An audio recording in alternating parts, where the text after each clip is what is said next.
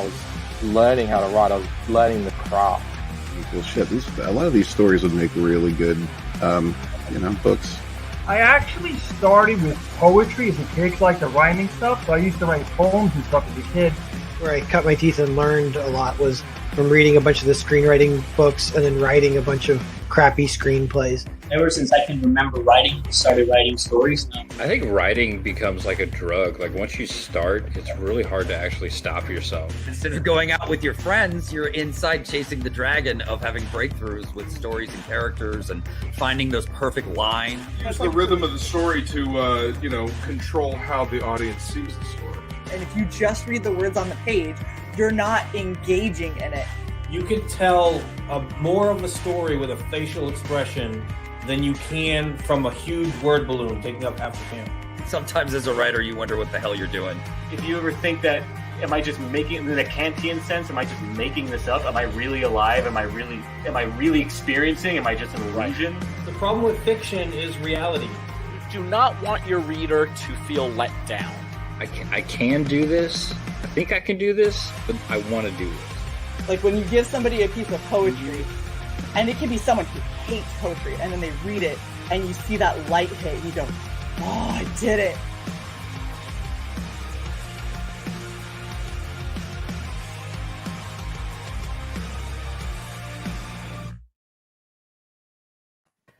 Hey everybody, and welcome to another episode of Writing Prose. I'm your host Shae the Red, and we've got a full house today. So full house for episode 13, which is pretty badass. We're going to be talking about moral and ethical dilemmas. And before we get there, let's go ahead and go around the room and everyone say hello and what projects you're a part of. So we'll start with, I guess we'll start with Lukey. I'm Luke. I'm Death Metal Hero. I'm currently working on building my channel with different videos. I do the sing-along of Doom, where I take your favorites and I scream along and make them heavier, louder, better, faster. And also I've got a bunch of old retro interviews that I did back in the day before the world went crazy, before the world moved on, as they say.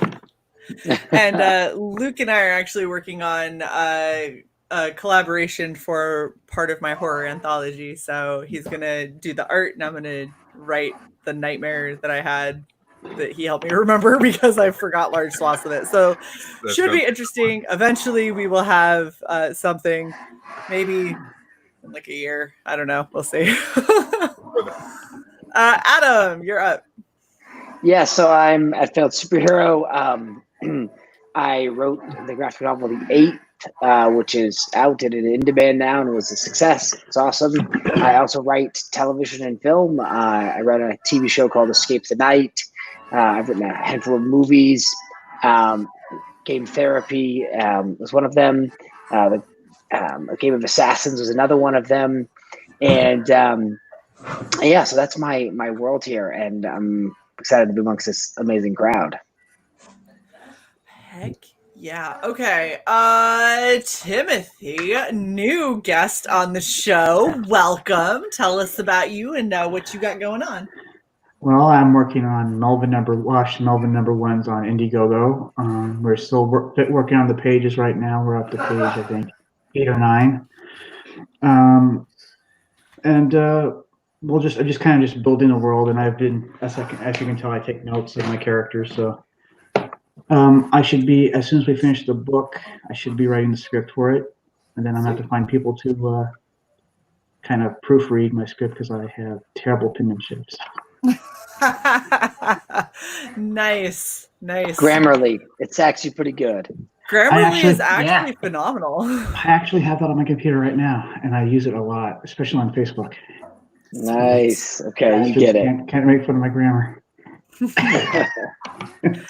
All right, Mr. Scott, how are you? Hey, I'm Scott. I am a professional typo writer. I write in typos, so Grammarly would be no good to me. I'm also the writer of Door Kickers, which is here now, and it's shipping this week, I think. And also, I'll be waiting for my copy. Right. Absolutely, and then also Peregrine, which is currently right at 45,000 now. So I think Rent from this is helping us sell some copies of the last 24 hours. So you're getting bothered by Reem Lamus.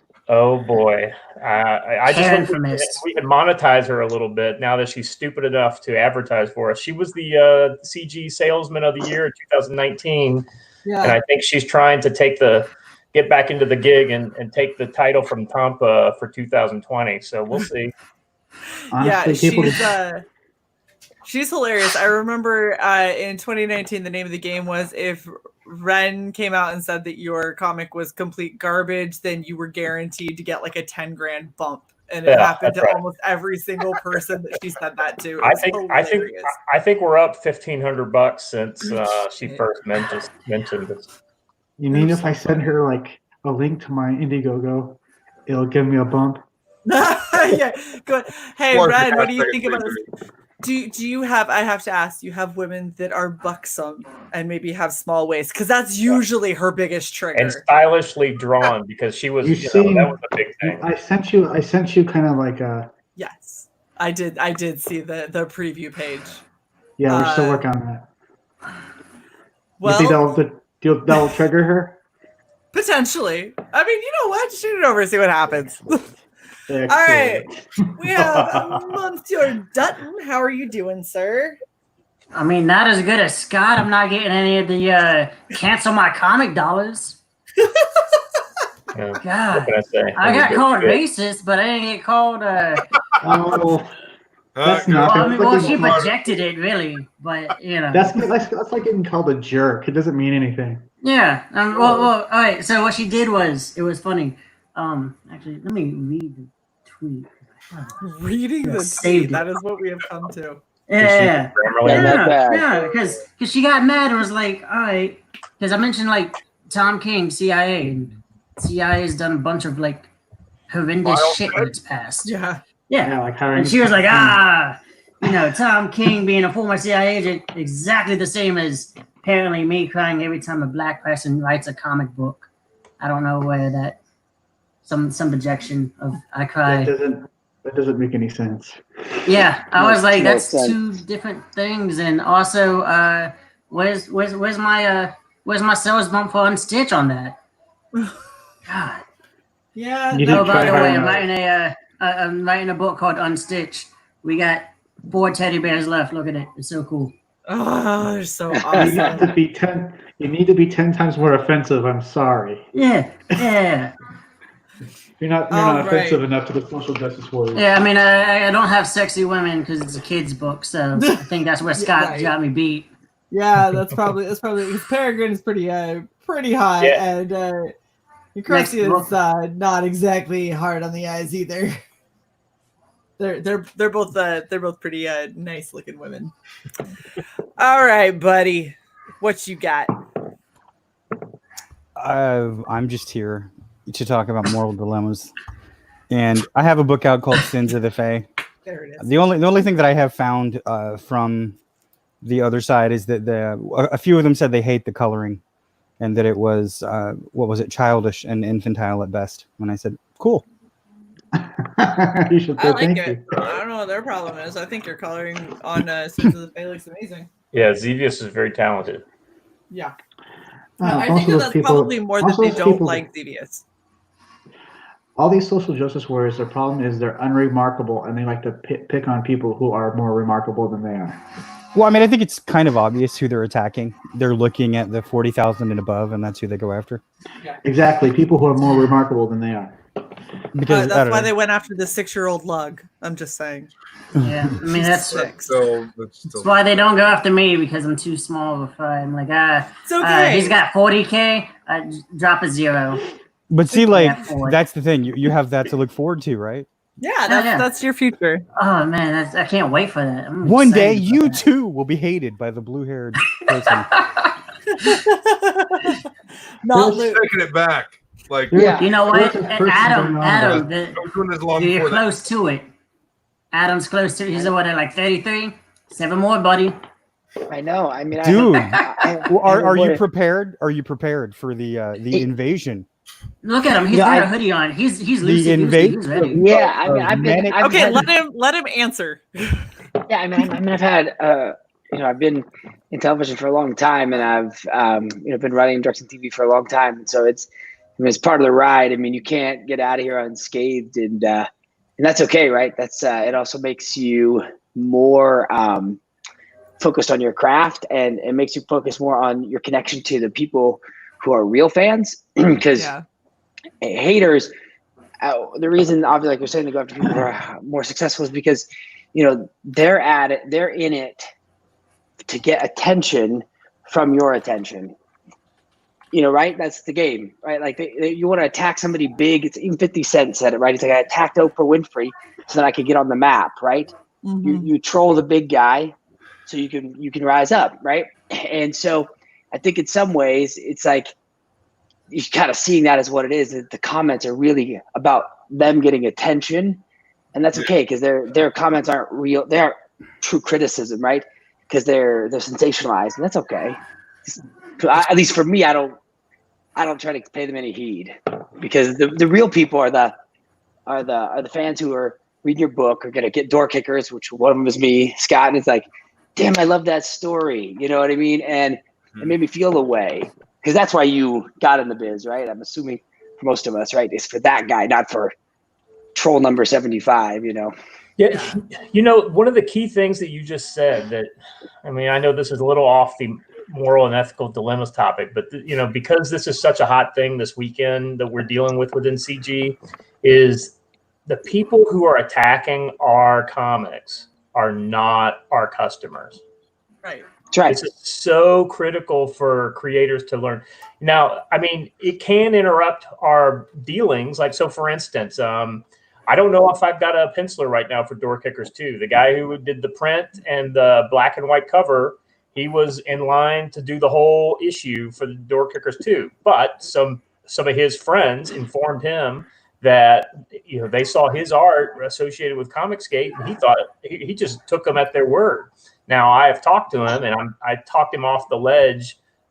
But at the same time, I still don't think he's going to do the book now. I think he's like, okay, I know you're not a hater or anything like that, but I mean, it can still impact, while it may not change me or my story for the next one. Sure. I may have to find a new artist. So, I mean, these are the kind of inconveniences that do affect us. But at the same time, we have to persevere when it comes through all this kind of stuff. We have to continue to move forward. We have to, water off the duck's back. I mean, they can't hurt my feelings because I don't give two shits about what they think, and they're not shooting large enough bullets at me. So, and the cool thing is, it lets you know, Scott, you're doing the right thing. Because if your comics didn't matter, then nobody would be saying anything. Exactly. They wouldn't be attacking. You wouldn't be attacking Jay if it didn't matter, right? And so it means that it's cool, because what's cool is, is it what people have decided to do is say, hey, I don't love maybe how things are currently going, which happens in every revolution, right? I don't like how things are going. I'm gonna make my own stuff, and that's what Marvel and DC once were, right? Back when it was Stan Lee and Kirby sitting in a garage, right? It was like, hi, we're the rebels. They're not anymore rebels, right? They're owned by big Fortune 500 companies, so now there's new rebels, and they're sitting right here. Well, and every time a guy like Jay Lee will decide to do business with CG, that's a one, stone out of the wall that they've built around their ideological kind of, citadel that they're trying to build. And after a while, it's just going to crumble, because we all know it's built on lies. Mm-hmm. I'm not going to say there weren't some false narrative.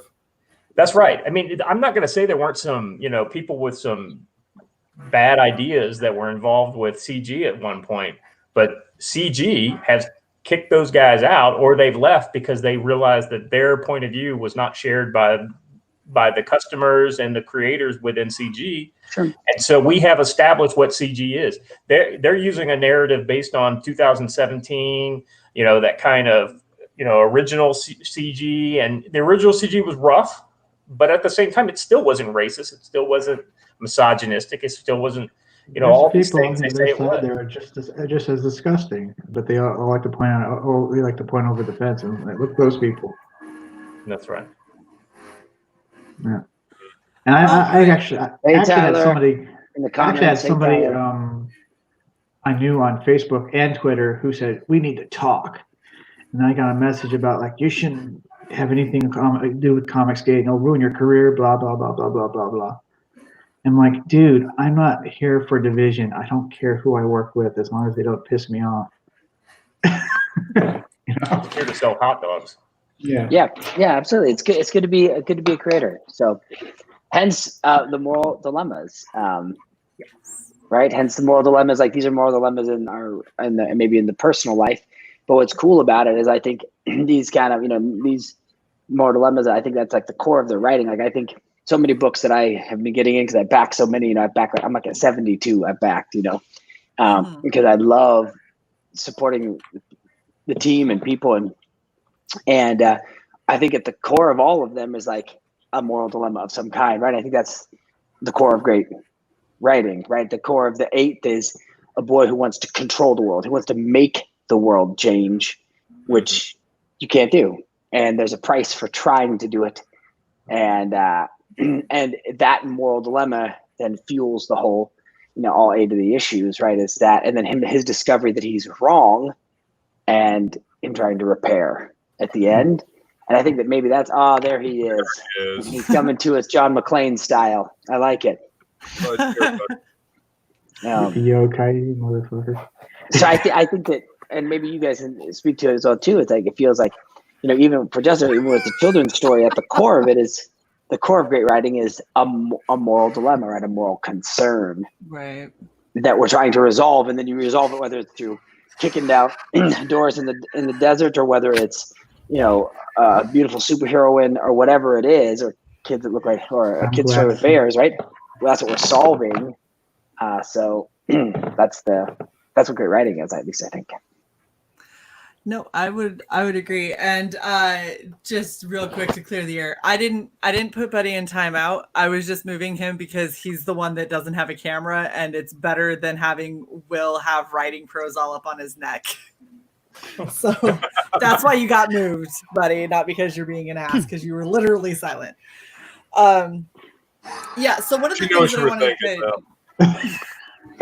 One of the things that I wanted to bring up is actually something that we talked about last week that somebody had mentioned. And while not necessarily a big moral or ethical dilemma for some people, it can be at least a consideration. And that's when we were talking about people that choose to do the styles between cheesecake and beefcake to at least, for one character, sometimes for an entire book, to try and I guess, stylization, move some books to something that's kind of fun and campy or whatever. What are your guys' thoughts? Let's start with Will, since Will just got here. How you doing? Good. I was just hanging back to see what we're talking about. What do you mean by moral dilemmas? I have no idea what cheesecake or beefcake even means. Exactly. I think cheesecake Okay, is who on the panel knows what cheesecake or beefcake is? Isn't there just like the difference of like scantily clad men or women? Yeah. Yeah, pretty much. Super sexy. Beefcake is hot chicks. It's hyper sexy. Like He-Man and Lady Death. Boom. There you go. Okay. Yeah. Are you talking about? I mean, again, are we talking about creating moral dilemmas, or like your own personal moral dilemma and what you put in the stuff? She's going back to last week for like 5 literally, minutes. Will, it's whatever. Like, how would that relate to your writing? So whether it's a moral or ethical dilemma that you personally for is something that is difficult for you to write, or if it's something that you put into writing that other people might have a moral or ethical dilemma with, or whatever. Oh, well, I think if it doesn't move you, then what's the point? I'm sure we're all capable of writing vanilla fiction and, just crapping something up for somebody else that has nothing of you in it just to get paid. But if you're going to get up in the morning and you're going to move yourself to put in all this work and this labor and to create something from nothing, it better mean something to you a little bit, even a tiny bit. So I think you have to inject something of yourself into it at all times, whatever it is. And to me, it's not worth writing unless you want to think about it. And of course there's going to be moral dilemmas in there because that's all I'm thinking about all the time. Whether it's my own guilt with something, whether it's my own sins, so to speak, or something that I'm thinking about in the zeitgeist of the times, it's going to end up in there. I'm not capable of excising it. But you guys are better writers, and I'm just not. I'm terrible at what I do. So it's going to end up in there, whatever I'm thinking about. I don't think that's true at all. Okay. But it's you being terrible. But Will, I think you're right though. Will, oh, sorry. Okay, so wherever you write and draw, don't you usually put something of yourself in there anyway? Doesn't it usually just come out that way? Because it's coming from you. So how else would you not? Right, and usually to me, it's a dialectic, anyways. Right, the story is just sort of incidental. I talked about this before. It's been a theme, right? I'm thinking about something. I'm thinking about a theme. Whatever I'm studying at the time. I'm interested in. It's something that's turning me on. How can I inject that into the story to keep me interested? Because if I'm reading about Roman history, something about that is going to make it into the story. It doesn't have to be about Romans, but it could be about party politics. It could be about usury. It could be about imperialism. It could be about blood sports. It could be about Christianity. It could be many things. Right. But it's going to end up in there because I want to talk about it. That's what you're excited about, and you're going to transfer that excitement to what you're writing. Right. And what were you saying, Adam? You were saying something? Oh no! I think I love that. I think that's the conversation. Like I think as a writer, like that, I think about the stories that I wrote when I was 21. The stories I write right now, right, and like the moral dilemmas inside them, and like you're saying, you're studying in Roman history or whatnot. You can see the pieces of you as you change start to pour into that, right? Because there's an ongoing conversation with your words, right? Right. As you see them, and so it's like that's the exciting part is that you get to explore new facets, and the more you read and study, the more you have to give as a writer because you got more thoughts in your head, so to speak. So I totally back you, Will. Yeah, and I'll share this with the panel because I think it matches. Is that when we're talking about moral dilemmas, right? Like I remember when I was younger, when I was around 21, I was in a long relationship, and I was a liar and an idiot, and I was cheating on my girlfriend at the time, and I remember every time I was near her, I literally wanted to vomit out everything I was doing. Like that guilt in the back of my head was so powerful that I felt like a robot near her that I could not prevent myself from telling her everything. It was so all pervasive that I couldn't sleep, I couldn't eat, right? Sure. Eventually everything exploded, but it did get vomited into a script at a time after our relationship. And it all just vomited into there. All my guilt just ended up on that page. And essentially, now that I look at it, it's essentially a dialectic of myself talking to me and working out what I did wrong. Mm-hmm. and kind of exercising it a little bit. Now, nobody else might ever read it. No one might find it interesting. They might think gobbledygook, but man, was it therapeutic, and did it help me grow as a person and make me a better person? Because I realized, man, I don't ever want to do that again. It was an awful thing to do, and it got worked out in the morality play of the script. Sure. And I had to face it. Right. Exactly. I thought it'd be more kind of challenging to draw or write from someone else's perspective. I mean, that's I don't know. I mean, are they truly somewhere else? I mean, it's all from your mind anyway. So everything is happening, whether you like it or not, from you. Yeah. So at that point, it's you're still writing from your perspective, but you're writing from how you perceive somebody else might perceive something. It's still your perspective, but it's your understanding of how somebody else might see something. Right. That That's doesn't mean that's how they see it. That's like Jean-Paul Sartre. You read him, Will? No, I know of him. I haven't read much of him. Okay. Jean-Paul Sartre, he said that, hell is other people. Mm-hmm. Oh, yeah. And, and he goes on to say that, it's not what you think. It's not what others think. It's what you think others think. Yeah. And that's actually the beginning of a lot of the later science fiction, especially when you get into like cyberpunk, because of the entire idea of near automata. Well, so this goes into like even just dealing with people, right? How many times have you had a conversation with somebody you thought you were being very clear and straightforward. That person walks away and is like, oh my gosh, Will hates my guts and he thinks I'm a piece of shit and blah, blah, blah. And you're like, oh, what the hell just happened? Like, I thought everything was cool.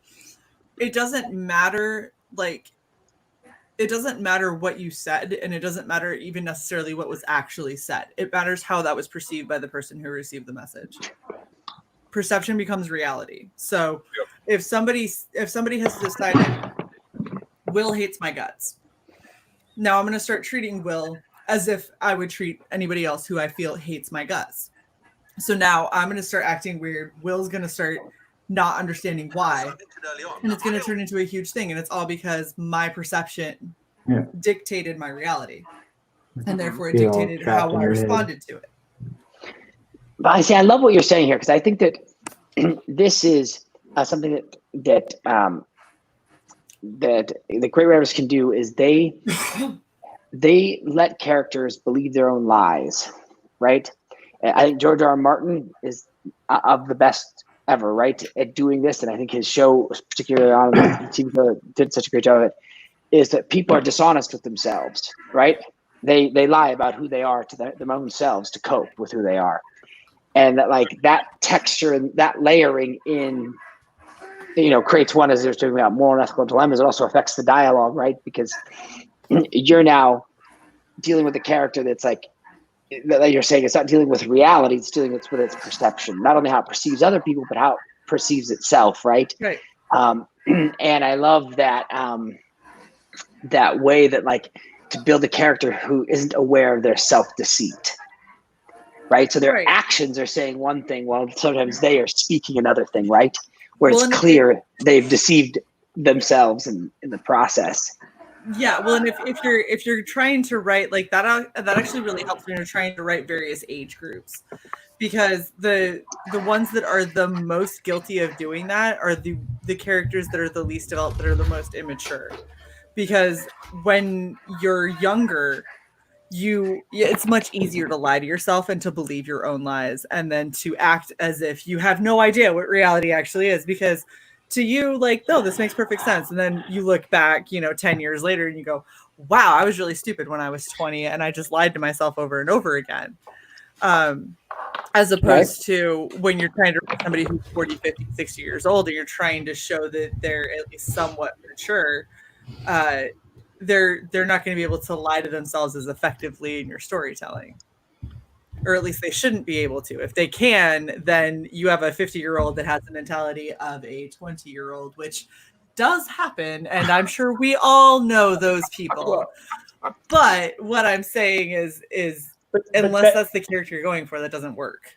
I've had my times. What you're kind of getting at is there's two sides of the issue, right? So the moral and ethical dilemma is what is kind of like the point at which we learn about the character. And there's two sides of that. One is the perception by the character of what brings them to a dilemma, right?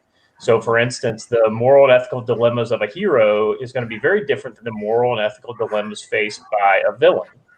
And then you learn about the character leading up to that point, and then you learn about the character and how they face it. Whether they back away from it, are they a coward, are they brave, do they enjoy their decision, do they I'm going to do it, but it hurts me to do this, that type of thing. And so that's kind of and anybody who's dealt with any kind of plot-based writing, which is what pretty much everything that I'm aware of is, outside of either true story stuff or maybe literary fiction, you've got that rising tension, and that's that dilemma that allows the character side versus, say, the antagonist side of that rising dilemma. So you've got to have those kind of points where you kind of check that character along the way.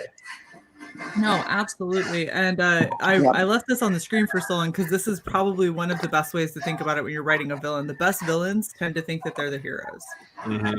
I love that. I have to remember that. I think that's completely cliche nowadays because everybody's trying to make a sympathetic villain, and I'm getting tired of it. Well, it's always that side of, like, it's again that postmodernist approach that there's no absolute. They're all in the middle, so they're right next to one another. You know, are Batman and Joker different, or are they just back to back?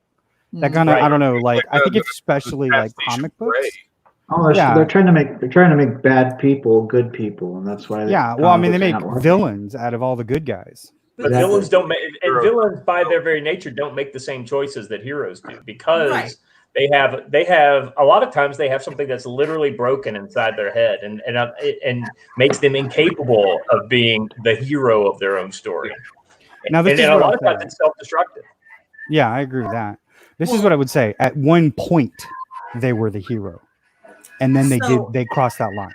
Hitler was never a where hero. I disagree as far as the line that you guys are going on. I didn't say that they were the hero of the story. Of In their own their story. minds, they have the motivation that they're doing the right thing. The rest of the fucking world around them does not agree and does not buy into that same trope. But that person, because if they don't have that motivation, why? Why do they do that? And like people say with the Joker, because he likes chaos. No, because he wants the world to burn. He thinks that everything should just burn. I think you could say that they're the driver of their own story, but I don't think in their heads they're always the hero. Like a bank robber does not think he's the hero, especially if he's doing it because he wants to get more money. Define hero in that context. Yeah, no, that would be the difference. Is like, I'm not saying hero is in like the morally just, morally right person, but as in the person who is doing the thing that needs to be done for whatever their purpose is. So a bank robber, you're right. The bank robber isn't going to go around saying like, yeah, I'm a hero, but the bank robber wants more money. Why does he want more money? Maybe he's trying to nothing. do Okay, well, the thing is, to be rich. I think maybe is that the. Oh, sorry, Luke. You were saying. Sorry, Luke. Go ahead, Luke. Because don't you think? I think it's not that necessarily. Maybe the hero is the wrong way to say it. So much as all villains, just like all heroes, have an excuse for why they're doing it. Right? I'm robbing a bank, and I know I'm not doing the right thing. Right, Scott, I'm robbing the bank. But you know what? The FDIC insures all these people. So does it really matter? They're going to get their $200,000 back. I'm just coming in. You know what I mean? Don't you think? Like they know they're doing the wrong thing, but they've sold it to themselves in some way, right? Well, like they're taking the edge off a little bit, right? You break down the crew, right? So like maybe the crew leader is literally a sociopath, and he just wants to get money, right? And so he's very personally motivated. But then you've got the wheelman who, and he wasn't doing it because he thought he was, going to help his family, makes a quick buck, and then he's out of it. He's going to do one job and he's out, right? So there was that kind of, so that is an actual moral dilemma for him. And, and then what is the payoff? The payoff is he gets a bullet in the head and dies in the front seat of a shitty K car, from the late 80s, right? So that's kind of like the result. And so it's a lot of risk and reward, I think, and how that character kind of, motivates themselves to take the risk and then what they do with it. That's true. Yeah, I back that. What is that? First off, who's watching crazy stuff in the background? Somebody's got like a TV show or a movie on. No, I think that's actually me because my cousin has like the living room on. Here's a question: Can a hero kind of be so dedicated to what they do that they do questionable things like Batman in No Man's Land? He controlled two gangs, I guess, and pitted them against each other. Well, yeah, Rorschach and Watchmen. Yeah, sure. Well, I think we're kind of leaving out something very important in this discussion about good and bad and hero and evil, good and evil, is that when comic books were in their heyday in the United States, we were a predominantly white Protestant country. I think you could all agree that. And with a little bit of Catholic thrown in, but mostly Christian, right? So there was a binding metaphysic about what is good and what is bad. And then they could write characters that could be good or evil, and you can clearly understand it in that matrix. But we're in a more relativistic world. We're in a more multicultural world. There is not the same ethic for all things, as Socrates would say, right? So here's the question. It's not necessarily somebody making excuses, Adam, I don't think. I think it was Adam that said that. But it's what is the physics that are driving them, right? So, for example, we could say that Hitler is making excuses. or is it simply him acting out what he is taking as a priori as race being the ultimate source of morality, right? So if we're going to take Darwin to its ultimate source of morality, the toughest animal in the jungle has a moral right to devour the weaker and to absorb them into themselves, to grow stronger.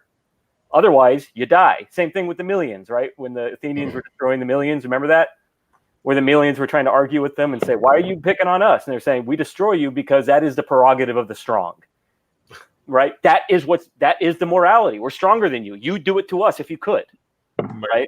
And I think we have to consider that when we're thinking about good versus bad. What matrix are they operating in? Because as he said, they might not think they're bad guys because what they're doing is morally right to them. Well, that's why I think it's better to think of them as not a hero, but their own protagonist. Because what is a protagonist in a narrative sense? A protagonist is not a hero or a villain. A protagonist is someone who wants something, and that something is opposed. That's it. Or if they're just a sociopath and they have no sense of right and wrong. I think people these days relate more to an anti-hero more than a normal hero.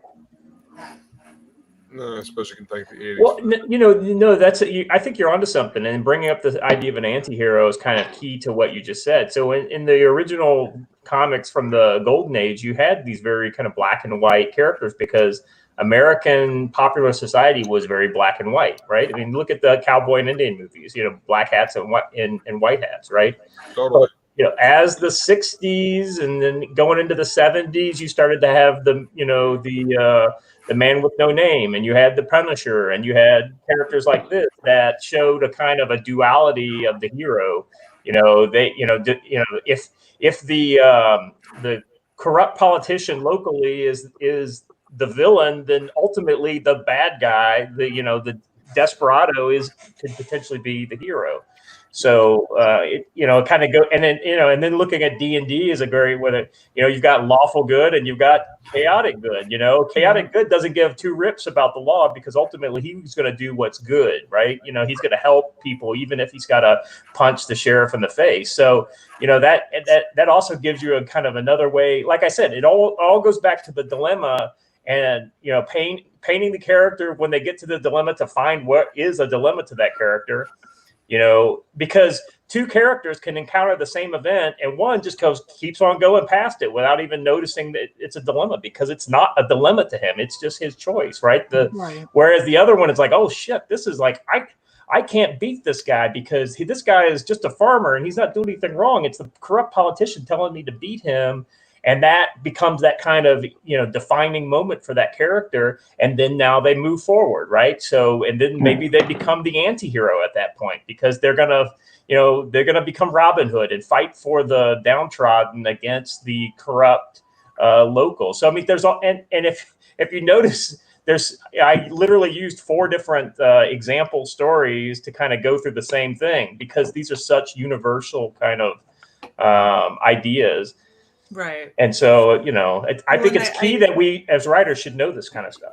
No, absolutely. Well, and I think that paying attention to moral and ethical dilemmas, the biggest thing about it is that what is moral for one is not moral for all. What is ethical for one is not ethical for all, like you were saying. And a lot of that comes down to beliefs and culture and various, like aspects of rearing and things like that kind of helps dictate where those lines are for various people. And that's why when you have good storytelling, you're taking people that don't have the exact same walk of life, the exact same background, and you put them together and you watch what happens because one of them is going to do something that another one is not going to see as okay.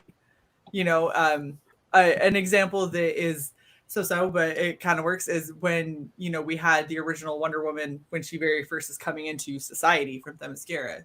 Everything in Themyscira was, we fight and we're women and because we're women, we're strong and blah, blah, blah. And then she gets into the actual world and it's, hey, women over here, we're backstabby little bitches. Like we have no loyalty to you simply because we are women and we don't fight things out. That's what men do. And you see that Wonder Woman ends up really gravitating more to a lot of males because they handle things the way that she handled stuff back in Themyscira, and that made sense to her. And the ways that she would handle things with some Interesting. do.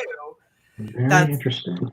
That's something that's more maybe something that isn't okay. It's not something that's seen as ethical. Like you can't draw a sword on some woman who called you a bad name and be like, all right, let's do so this glad shit. that character evolved over the years. I'm so glad that character evolved over the years.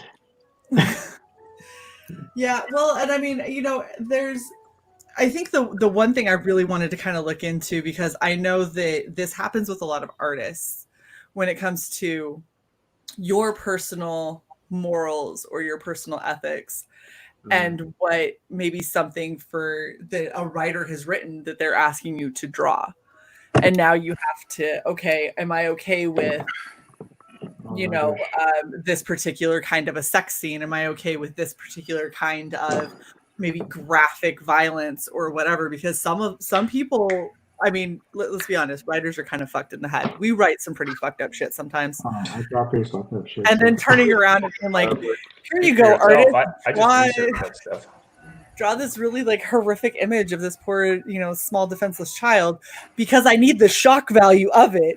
That's the point of the story. You have an artist going, I'm not drawing this. This is horrible. Like, why would you want to draw this? You go, well, you see how you feel. I need the reader to feel that, so you got to draw it for me now. You'll take that and transfer it. Right. I just did a storyboard where all these cultists are getting ripped apart by these giant, river snakes. And I told Sherwin, I said, make it as graphic as you possibly can. I want blood everywhere. He's like, okay. But see, and that's the thing is you had snakes tearing apart full-grown men. People. Yeah. So if it was snakes tearing apart like school-age children, that might have been a little bit more of an ethical dilemma or a moral dilemma. So that's kind of what I'm getting at. And Justin, you've been insanely quiet. Well, that's because I had to go and basically tell my cousin, be like, yo, I need you to turn down the TV. It was him the whole time. We appreciate you. Yep. Well, the movie he's watching, like, if it's not an action scene, it's like quiet to a whisper, and then it goes like from a mouse to loud. And you're like, I hate port mixing in movies. Michael Bay film, you'd hear nothing but yelling and shouting and explosions. Yeah. All right, so where do you kind of weigh in on the moral, ethical debate? How do you feel about all aspects of it? Really, I don't know. So, have you ever seen what is it? Gundam Iron Blood Orphans? I haven't seen that one. All right, so it's on Netflix. It was like one of the newest ones. So this one, absolutely, like the whole series deals with more ethical dilemmas, because you have like children soldiers being sold in, and then like when one of the generals finds out like, oh, the enemy is kids, he hesitates. He pauses. He's like, I can't. They're 10. They're 12. But the kids, they're like, fuck it, you're an enemy. And they straighten back the dude. But you have that a lot, like, and then like some of the kids realize like, yo, we have so much blood on our hands. They begin to question like, is this right? And I don't know. It's, as a writer, you're like because comics are co-writing more or less. You always have an artist and you're like, well, I need you to shoot, unfortunately, this kid in the face. Can your artist do that? So when you have like a serious story, that's something like, hey, rather than just kind of writing it in the script and expecting the artist to do it. And I only say, because we're all in comics, so it's a bit different than if you wrote a book. Because if you wrote a book, you can just kind of write it. It's whatever. The reader has to read it and they have to digest it. But, when you're doing a comic, it's co-production. So on that, if you have something where you're like, maybe if I am pushing the boundaries too far on this story, let the artist know. But like, hey, this is like probably some of the darkest moments that's going to happen, like ahead of time. Can you do this? or can you figure a way to, like, I don't know, you know, like cut away where you get the same idea that it happened, but you don't quite show it on camera. Get the same impact without having to show the gore. Right. Yeah, I like what you're saying there, Justin, because I think it's true. It's like, because it's a collaboration, right? That you're creating this with an artist, and sometimes their instincts are better than yours in a moment, right? And it's cool to be able to be open to saying maybe they're right, and that back and forth, and maybe it turns out better. Yeah, I mean, I know Mike Malloy had a big issue with, especially like during his Kick-Ass era of, he would like rape scenes a lot, and he was like, I think he got questioned on the Comic-Con about it. He was like, well, that's how you know they're the bad guy. They're the rapists. Like, that was his logic. Yeah. And I think he, you know, after he got caught out, he was like, the blowback's kind of bad, and I don't think he's wrote like a scene like that since then, but you know, that was his thing. Well, Justin, you bring up something interesting, and this kind of goes back to what we were talking about, anti-heroes. And I think the purpose of anti-heroes, and I think why they're proliferating, is that it's a sign that there's something wrong with the morality, that we're having a big disconnect with what our common morality is, right? So you have the outlaw, who is an outlaw. He's not an immoral person. He's an outlaw, right? Mm-hmm. You're not following the law because it's immoral, and the law itself is not immoral when it's disconnected from its morality. And I think what you just said about naming things that are wrong as characters, because right now we're having a hard time. We're having a discussion at the moment that is under the surface that pedophilia is somehow a sexual orientation, right? And it's getting harder and harder to say the pedophile is the bad guy, right? Or the rapist is the bad guy. And to say it in plain terms, without any gray areas, that is evil. And we were having... Kill pedos. Right, like, but it's showing you that morality is getting frayed because we can't even name it anymore. And the blowback comes a lot of time from naming something evil. And saying, well, no, there's gray areas, this person had a childhood, whatever you want to come up with. The act itself is getting lost in this relativism. And I think that's where the blowback comes from, is that we don't want to name things anymore. I think you hit on something important there. I mean, the fact that we're talking about moral and ethics without even defining what those are, and what the morals for. You've got a lot of different philosophical backgrounds that could really kind of help inform that. So I mean, this is almost a topic for an entire different podcast. But the key thing is that I think. We have to, there are different types of, morality versus the ethics. And I think, I hate to say it, I hate to take it back to the D&D tic-tac-toe of alignments again. I think this kind of helps. But please do. It's where I cut my teeth, you've got literally morals and ethics built into that, right? So your good versus evil, that's your moral scale. And the lawful versus chaos, that's your kind of ethics scale, right? Because you can be lawful evil and be a lawyer upholding the law, but you may be evil. You may not be moral, but you may be ethical. Here's a question. And so I think that's one of those kind of things. And that helps also, once again, it defines that decision point that character has, that helps it, define for the reader who they are. I mean, somebody was about to say something. Yeah. Sorry, I forgot what I was going to say, but it's okay. It'll come back to me soon. Yeah. Like I like some of this. This idea, like and we'll kind of talk about this. What is the definition of morality? And at one point, maybe the cultural shared morality or concept of right and wrong was more cohesive, right? Than maybe it is now, for good or for evil, for whatever. That's just sort of the nature of the beast. And so. Or was that just some kind of illusion people told themselves? Well, and maybe you're right, Timothy. Maybe that was an illusion, right? But it seemed reflected in the writing. But you're right. But maybe then the key for you as a writer is not only you got to craft a moral dilemma, you have to be able to communicate to the audience what those moral standards are. Some of them can be assumed, but creating an organic way showing once again and not telling. Here's the moral dilemmas, or here's the moral boundaries, right, of this of our characters and of our world, so that way that dilemma becomes present to them. And then and whether or not maybe a certain audience member agrees with that, they at least get that that's what the characters in your story believe is right and wrong. Maybe it's meaningful. So Muttman brought up something that I think is interesting and that I'd kind of like to hear your guys' thoughts on. He says that I feel good stories have a clear evil. If the audience can sympathize with the villain, it removes the satisfaction of defeating, detaining, and destroying the evil. Too much moral gray is bad. I agree, too much moral gray is bad. How do you guys feel about having a story that has to have a clear evil? Because we got a debate going. Well, I mean, let me start this one out, because I think out of everyone's stories, with Unstitched, mine is the simple, like, I have the darkness.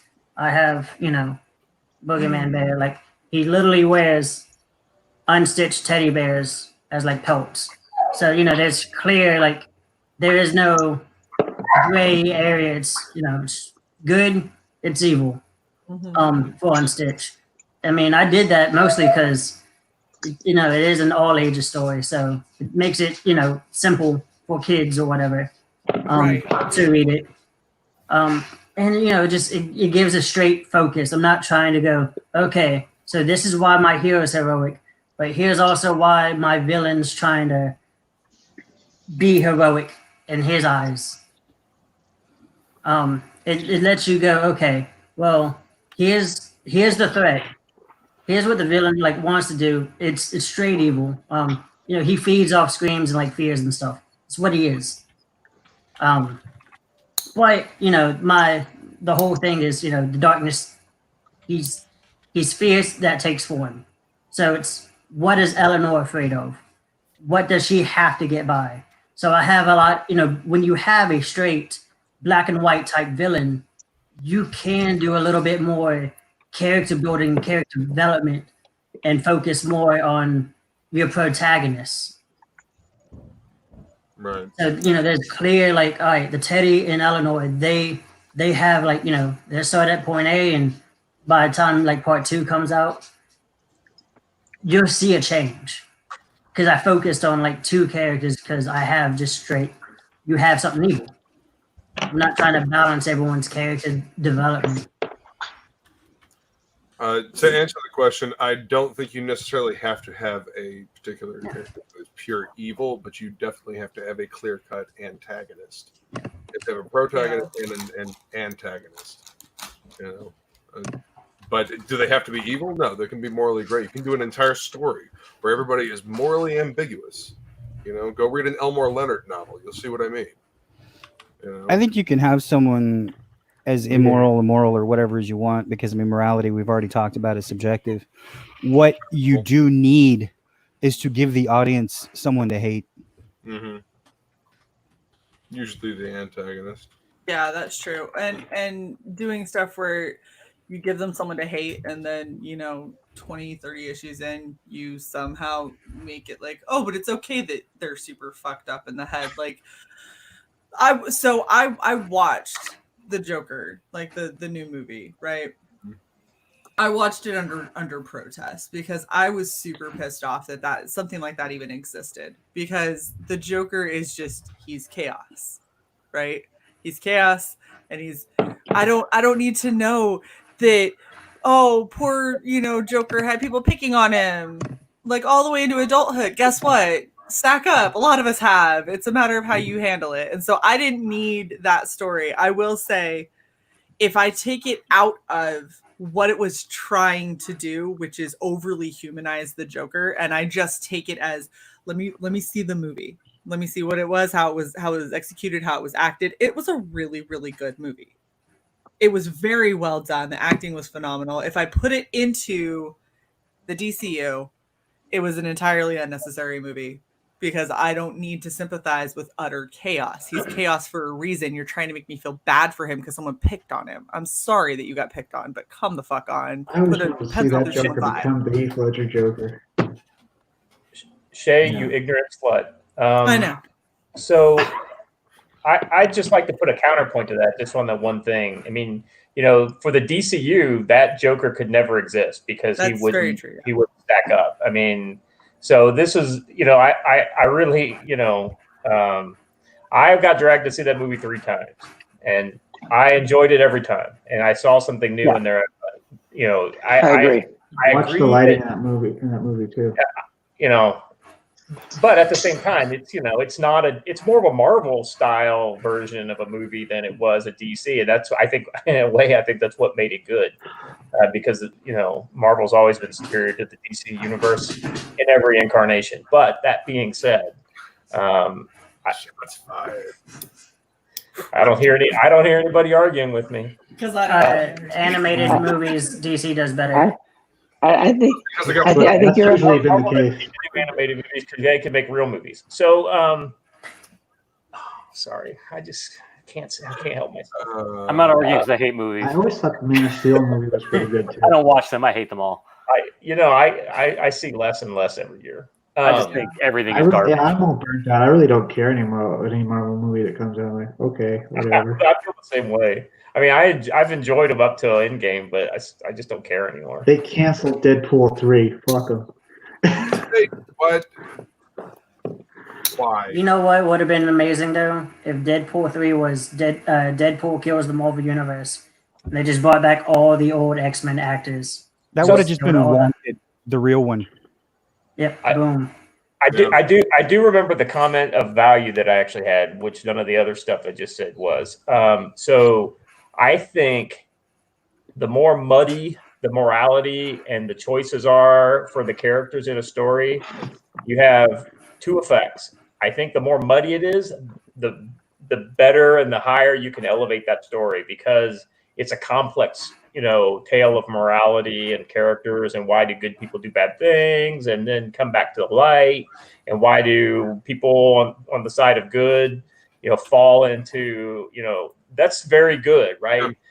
Yeah. But ultimately, the more you do that, the kind of the muddier it gets, and ultimately, I think it can be too much of a good thing. That being said, even in comics, when you look at the gray versus black and white situations, like the Punisher, you still have a clear hero. He's just a hero on the other side of the law, right?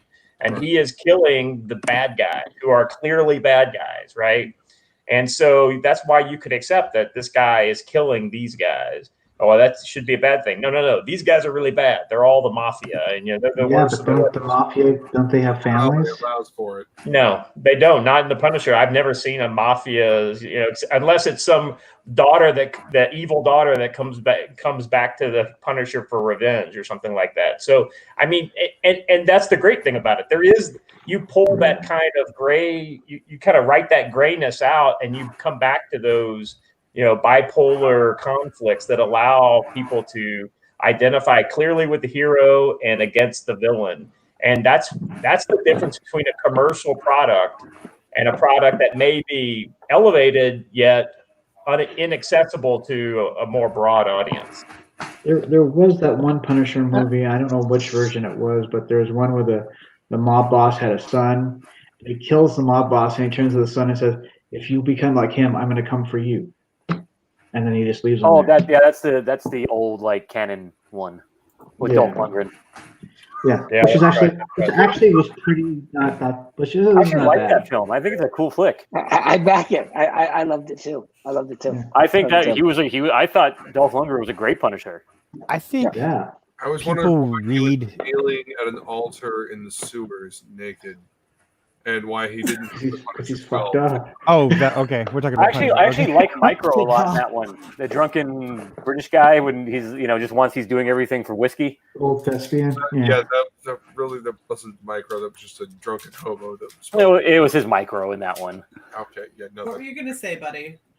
Oh no, it's no big deal. I was just gonna say that I think people read the movie The Joker incorrectly, because you're taking it as the character. And not what it's supposed to be, which he's a symbol of entropy. And it's like what Will was saying, the moral relativism has gotten to the point where we used to have the constraints of things like religion and even our government, right? And they were able to tell you like what was right, what was wrong, and people like allowed that.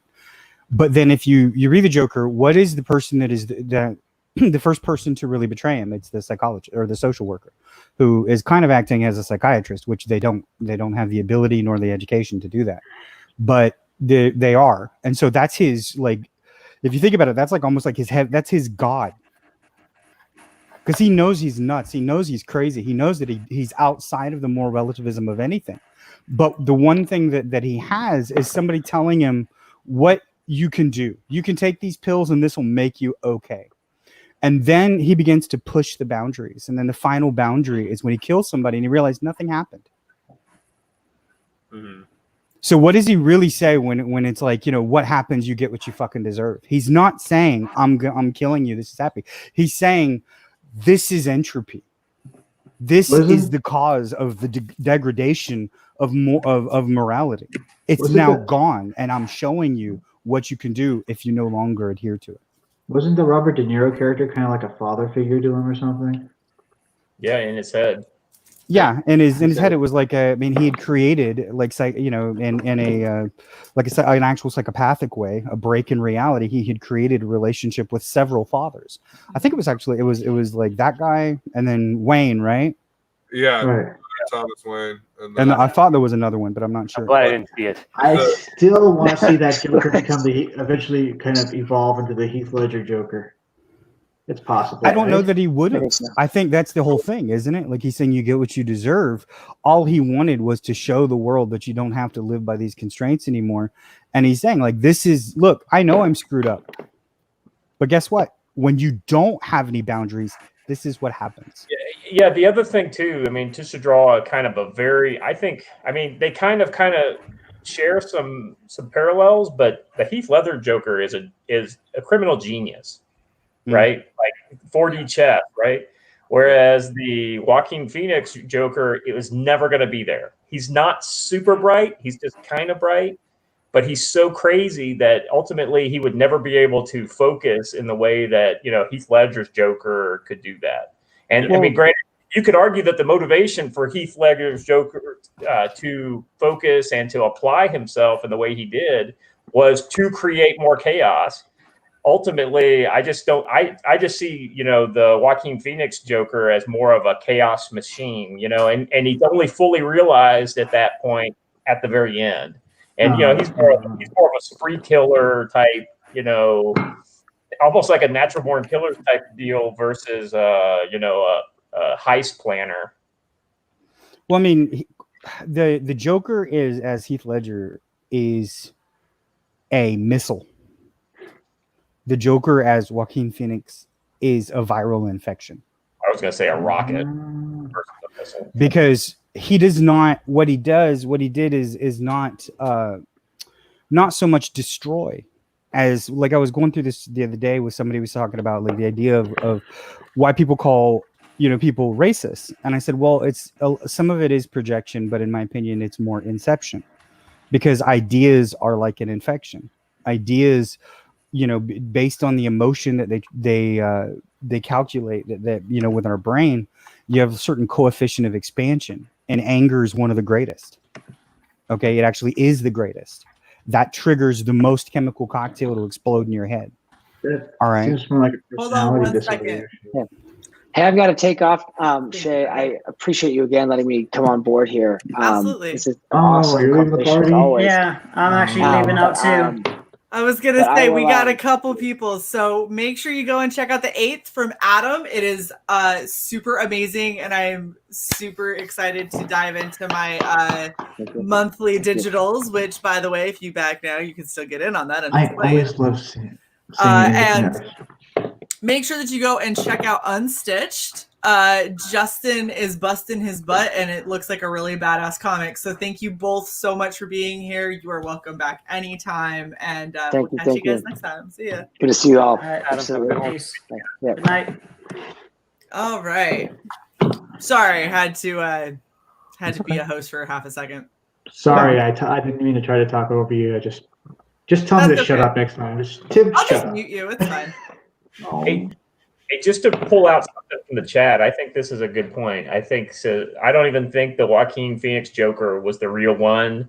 I think he was the precursor to the real one. So that kind of works with what you were saying as far as and I could see that. And if they were able to tie that together, then that would be very cool because the original Joker starts the meme, and then the other one, in his own crazy way, essentially assimilates the meme into himself. Versus instead of being inspired by the Joker, becomes the Joker. Did I roll my hands enough there to make it sound like I was smart? It was good. It felt real intense. I know, but I don't really care. I just thought that people change over time. That was just my thought. Is people sometimes they go through an evolution, and yeah, but this is like if you're going about like the what I would call the mental DNA of somebody, it's a little bit too different. Like the Joker from like Heath Ledger, he went to the military. He was chosen to have a certain moralistic inhibition. Did they he didn't care about those kind of things. Give him a military background. They mentioned it enough to say that that's what happened to him. So I mean, he went into the military. He was very comfortable with different munitions. He knew military and police tactics. It covered that several times. So I'm just going to go with it. Is that showing and not telling by the writers? But I mean, he was military. He had he knew how to manipulate people. Mm-hmm. He also knew when he needed dramatic flair to push what he had. So he knew how to read the room. So I mean, he had a lot of ability that Joaquin Phoenix didn't have. Joaquin Phoenix was just inordinately and irreverently violent at the weirdest times, and people just weren't prepared for it. But who's to say he didn't go into the military years after that event? How would you go into the military with that kind of record being on public television? No, there's no way. Right. There's no way that he would be able to, especially because I mean, unless he got a new identity. Even still, so if you're gonna look at, there's so many factors with the way that they did the Joaquin Phoenix Joker, there would be no way to realistically say that he managed to get some kind of military background because he's too old for him to just be starting out in the military. He's too insane. He's way too well known. He would have to like literally change every aspect of how he looked and acted. And somehow there's no way they could bullshit that thing. Yeah, just to add too much reality to this. A, he couldn't join the military. B, if he joined the military, there's no way in hell he could pass a security clearance that would make you accessible to any of the things that he would need to become that other. Not even a little bit. Like he seriously. Well established. There's no way. Well, and you've also got to look at, they're different. Just like you guys have been saying, they're two very, very different Jokers because the Heath Ledger Joker, he's not like spindly and helpless. He's actually able to, hold his own if he needs to. Whereas the Joaquin Phoenix Joker, like he looks like if you sneezed at him, he might die. Like he just is so fragile, physically and emotionally that they're not even on the same planet. They're so very different. Yeah, the interesting thing about that Joker was that it wasn't that he was a tough guy. I mean, look, he gets beat up by those kids. It's that he is able to respond, when the violence of the situation should be a 3, he's able to go over the top to about a 10, without even blinking. And that's what makes him so shocking. Right. And then, and that's what A makes it random and B makes it, just outrageous. Right. Well, and that's the thing is the whole subway scene where they're, picking on him and everything. And they punch him a couple of times. The next thing you know, like he just pulls out a gun and shoots all 3 of them. And it's like, whoa, what the hell? Like quickly. That was so much more like and people are like, oh, but he felt threatened. He was defending himself. I was like, no, that's insanely excessive. Not to mention he walked back and shot another one. Like one that wasn't dead, he went back over and he shot him again, and it was like, no, whoever wrote that looked at the idea of like breaking from psychopathy and going into like understanding that you're actually psychopathic and starting to break the boundaries of your own reality. Right. That's when he began to turn his reality into the actual reality, and so he began to test what was going on. And you can see him like he's hurt somebody, nothing happens. Then he shoots them, nothing happens. Yeah. Then he starts killing them, still nothing happens. and then he just degrades from there. Mm. Because everything he had been told was, if you do this, something's going to happen. And it Right. did. So is it like he kind of wants to get caught or something, or he just? Yeah. Well, remember, he's like, why aren't you giving me my medicine? You know, something bad's going to happen. She's like, no, it's okay, blah, blah, blah. He's like, what? Right. You know what was really good, if you guys can ever find it, is Psychology of Batman. They went through every single character, and they actually diagnosed them with something, and then they had like writers and artists commenting on them. It was I'm interesting. sorry, they diagnosed them with one thing because half of them have like. Well, they diagnosed half them of with several things. That's not my point. The point is, Yeah, I was gonna say they're like. That's not what I meant to say. They're like everything. It's ridiculous. I swear, when creating Batman, they just started flipping through like the diagnosing book. I can't remember what it's called right now, and what I want to say is not it because it's something else. But I misspoke. I'm sorry. There's a reason they go to the psychiatric asylum and not the prison. Precisely. They literally are like, this one was meant to have this disorder, this one was meant to have this disorder, and they're just like flipping through the book until they ran into something. They're like, I don't know how to make somebody have that, so, and it's too close to this other character. Doing okay, Will? Am I boring you to death? Well, that too, but it's hot. I'm just saying it was a really good documentary. How did I know that was going to happen? It was a really good thing on. I don't know what. I think it was. I mean, you want me to lie? I mean, not much of a liar. You could just not be an asshole. Okay, you're somewhat boring.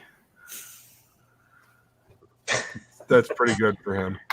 At least you didn't have the reason I didn't kick him, my mouse went to it, and I was like, no, he did good. But you're also, Shae, you're aggressing upon me. I'm just sitting here quiet listening, and you're like, yeah, and I'm like, yeah. And at least you didn't have a. You were nodding off, I wasn't nodding off. I was dabbing my head with this. With my handy towel, I was dabbing my head. It's hot in here. I'm sorry. I apologize for perspiring. Don't you have a fan yet? Because I don't believe in electronics. And more of them. Speaking into a computer. Exactly. I thought of that as soon as I go, I got to cover myself.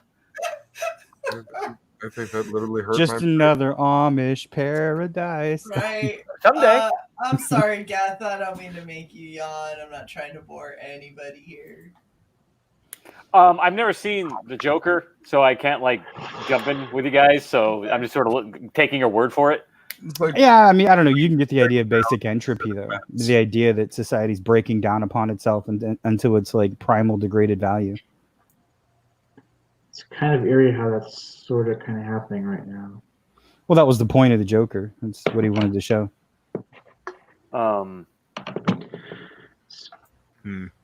I mean, I've always seen the Joker pretty simply. I mean, I don't think he's a chaotic creature. I think he's just a guy who's creating chaos so he can substitute his own will, for in place of the moral law, because he's a creature of will. I mean, they always are. What? I said I could definitely see that with Heath Ledger's Joker.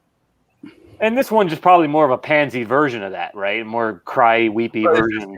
He's got a reason. He's just kind of had a break with reality. It's kind of like falling down. He's a psychopathic creature of the system, and the system that's been propping him up and holding him together in stitches for his entire life falls apart around him, and so he has no system to tell him what values he's supposed to have anymore. So then he develops his own. The interesting thing about this one, I guess, that really breaks from all the other ones I've been familiar with is that this one is the first one that does not perceive reality accurately around him. I think that's been always kind of one of the interesting things. I mean, look back to Jack Nicholson, in the very first Batman. I mean, he was kind of crazy, but he was more diabolical and kind of driven by revenge and he was able to see the world clearly, and that's the reason why he was effective. And I think Heath Ledger is probably very similar to that, but just with different motivations. Whereas this one, I mean, he literally had friends that weren't really there. I mean, he was delusional to the point where he wouldn't be able to make sound decisions. So yeah, he's a creature of the city. It sounds like. Yeah. Mm-hmm. It reminds me an awful lot of current day SJWs. Well, I mean, yeah. I mean, they are creatures of the system. They have a. I mean, we were talking about what morality means earlier, and this occurred to me, but I was so taken in by Shae's wonderful hair that I wasn't, jumping in. I was busy staring at her box up there. But now that I've broken that hold because she was so rude to me earlier, I can kind of get into the conversation now. You hurt his feelings. Wow, just not so letting mean. up. But I can say that is that how you date people? Like you just go and you're like, you have beautiful hair, but by the way, that dress looks like my grandmother wore it last week. Well, it depends on what she looks like. If she's hot, then I'm talking shit to her. Because you say a hot girl is pretty. Yeah, well, you're beautiful, Shae. You don't go up to a hot girl like, you're so beautiful. She's like, okay, what else you got? Right? I kind of heard that 1,000 times. In what world do you live in, Will? Oh, yeah. You walk up and say, you're garbage, and then you walk away. No, I just talk shit to her, make her laugh, and say, just kind of like my ex-girlfriend, she looked like she had a stick up her ass. So I used to make fun of her about walking like a stiff board and saying, I mean, you could just get a step ladder. That'd probably get her attention. I was going to say the world where we're not standing next to her because I think she's probably taller than most of us here. Well, that's what I said. He could just get a step ladder. That would be. Girls, like, stop hold on, I'll be right back. Yeah. Bring us a little step ladder set up. I'm sorry, Scott. Did you just say girls stop being attractive when you start looking up? Yeah, they do kind of because you can. Wow. Fuck all y'all. Luke and Tim are fine, and I guess Buddy's probably okay because he didn't say anything right then. Did you say anything? I said Luke and Tim are fine, and Buddy is probably okay. Listen, people. Damn. She gonna hurt me. I mean, I don't have to look up. But I've always gotten laid by accident, so I wholeheartedly believe that. I just kind of was walking down the street and I slipped and there's some pussy. Oops, and it was an accident. You just like lay down and cover yourself with leaves. Is that what happens? No, I just walked into it. Oh wow, you kind of liked me. Great. Let's do something here. Like some kind of trapdoor spider or something. Wow. Oh, looks like a homeless man at the library. Yes, thank you, Teddy. Thank you. I'm watching twerking videos on the computer at the library. Gosh. The guy who kind of smells. Well, in Eugene Library, that is correct. Was that like Aboriginal dance research? What's going on there? No, in the Eugene Library, it's basically a homeless shelter. It's pretty gross. Isn't that Oregon? Eugene, Oregon? No, Eugene is pretty disgusting.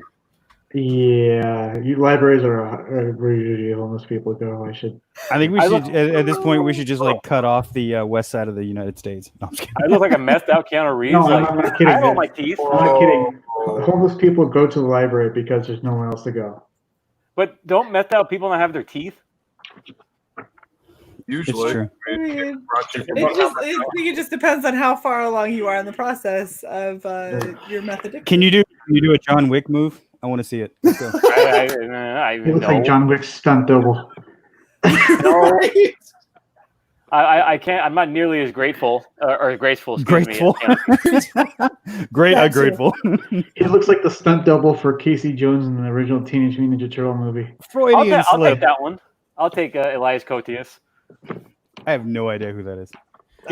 He's one of those that guy actors, like that guy, That guy, yeah. Like Stanley Tucci. Yeah, he's like that guy. That guy's in that movie. That guy, the one that played Eichmann. Yeah. I can't picture him. He was sitting next to that other guy that directed Thor in the conspiracy, talking about killing all Jews. And that was a moral and ethical dilemma. Exactly. Thank you for trying to bring it back. And hey, man, we're out of space and we're out of bullets, so let's do something here. The sad thing is the ethical and moral dilemma in that movie was, well, how do we do it? It's kind of like we've already passed the point of doing it. We just got to figure out what's the most efficient way. Yeah, you open the door, you got to walk through it. That was a fascinating movie. I mean, because I absolutely it just shows the banality of evil. Just how kind of mundane this historically evil task was. What was his name? Not Eichmann, but he was the head of the Gestapo. He was the head of the SD. Reinhard We're not discussing Nazism. Reinhard Heydrich. Well, because he said, "What kind of Thor did he watch?" He directed that film. Yeah, Kenneth Branagh. Oh my god, the most recent movie that Taika Waititi did, with the fictional Hitler or something like that. Oh, I've only seen Thor. I've no interest in his other movies. Waititi does other movies. Yeah, what we did in what we do in Shadows. Fucking. I saw that. That was alright. I've been watching that show. Okay. I've seen both seasons. I was gonna say the movie, hot garbage. The series, fucking gold. It's you can only see it in small bits. When you see the full movie, it just goes on for too long and it loses all punch. But you see it in teeny little bits, it's hilarious. My favorite one had to have been when he had to leave town and be a bartender. Laszlo? You guys keep jumping into stuff. I'm like, I don't know what the fuck they're talking about. I don't either. First Mark Hamill was in it. I mean, now it's this movie called Titty, whatever you're talking about. What conversation? It sounded like Titty. Like, Waititi. oh, you seen He's a Titty? I'm director. like, what's that? Titty. Taika Waititi. Oh, well, Heiko with Titty? Is that what it's called? Jay. So, been alone for a while, have you? Will? Yeah. So explain to me what Waiko Titty is. Some kind of white supremacist thing. Yeah, He's a New Zealand director. Oh, God. Oh, it's a guy like that directs Yeah. movies. It's not a show. Yeah, he's a guy from. Honka. What you fuckers are the one mispronouncing. It's not my fault. Yeah, he's a director from New Zealand, and he did a show called What We Do in the Shadows, which was not a porn. It was a movie about, I think, vampires. Yes. And then Marvel chose him to do the latest, right? Thor. No, yeah, he directed the Thor, and then he's doing the next one, which is, I don't know, some like where Jane gets the hammer and falls in love with a black girl. I think. So it's gonna suck. Yeah, probably. Well, I mean, not for that reason. So probably.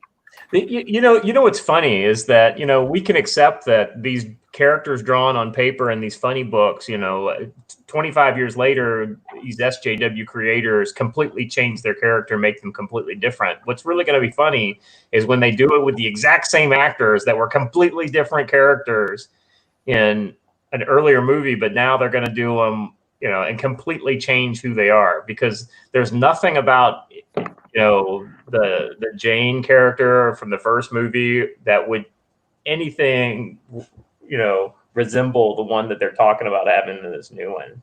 It's just it's really funny. The revisionist history. I was kind of felt dimensional in all of the Thor movies.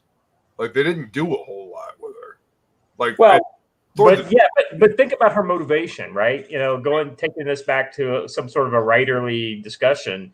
I mean, in order for her, so people like Delta Force soldiers or elite scientists, the thing that make them what they are is the fact that they are able to focus their, interest and their study on one thing so well that they become the world leader in that kind of area, right? Sure. I mean, that's what makes those commandos, so amazing. It's not that they can do anything more than any of us can do, except for that focus on that single mission, that task, right? It's same thing with a world famous scientist, right? So if she is that, which that's how they wrote her in the first movie, there's no way in hell she becomes the thing that she becomes later, even with the subsequent entries, because they already kind of broke her in the second movie.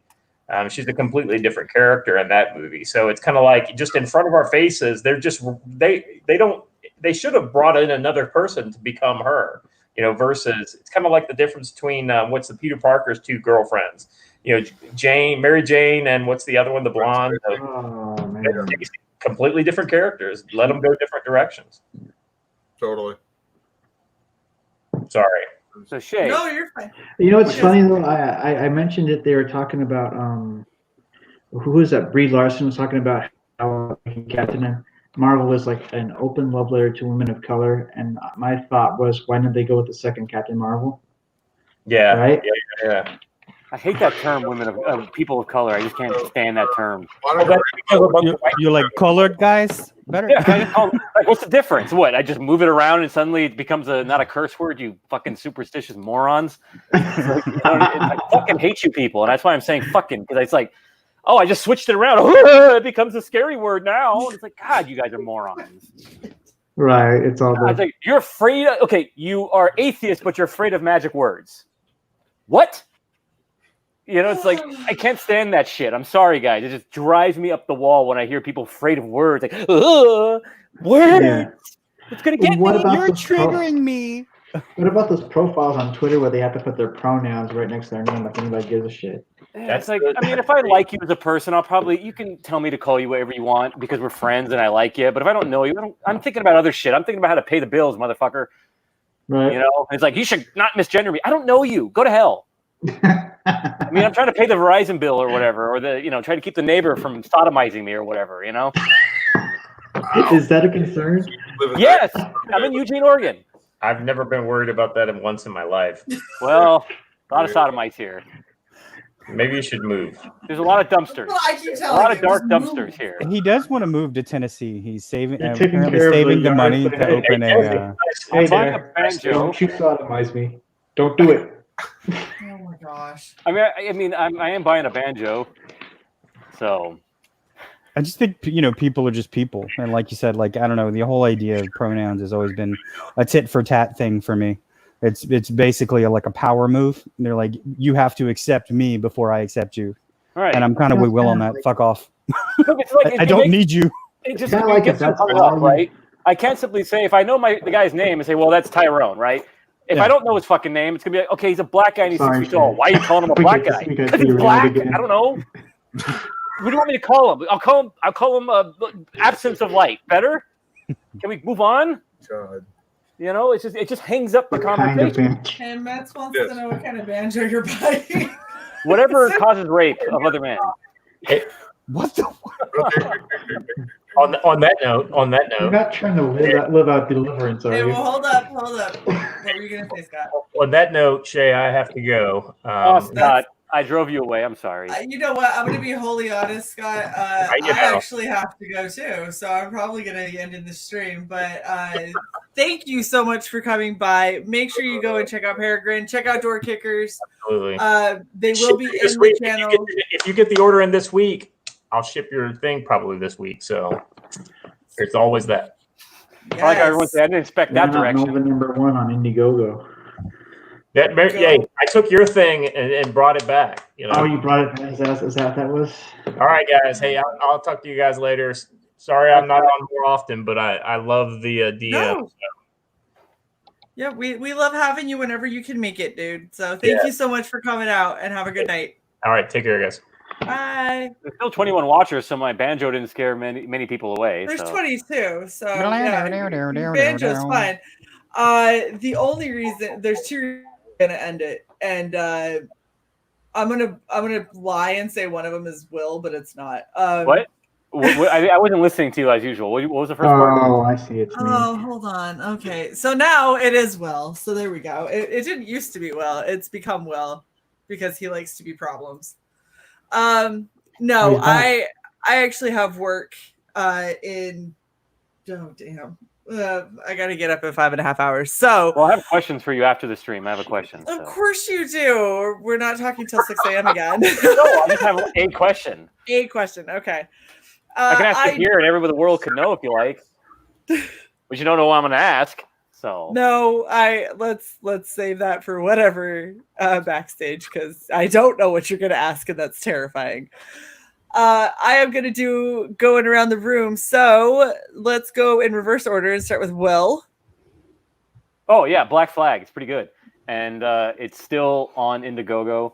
It's looking pretty good, and it's going to be good, and it's very good, and it's the best, and y'all should back it. You know your pitch is getting better. Yeah, it's good. Yeah, it's pretty good. Yeah, very good. Oh my gosh, buddy. Hey, how you doing? My name is Buddy Lord. I have a book out there called Sins of the Fae. A family condemned as sins of the Fae must defy the gods and fight back. So if you like steampunk meets epic urban fantasy, then you'll love this book. Find it at sinsofthefae.com. Fantastic. Tim. Melvin #1 on Indiegogo. If you like action, violence, and making fun of social justice warriors, you'll love this comic book. Okay. Luke. You can find me on Twitter and Instagram at Death Metal Hero. Join me for the sing along of Doom, and expect something cool from me and this one. There you go. Yep. Yes.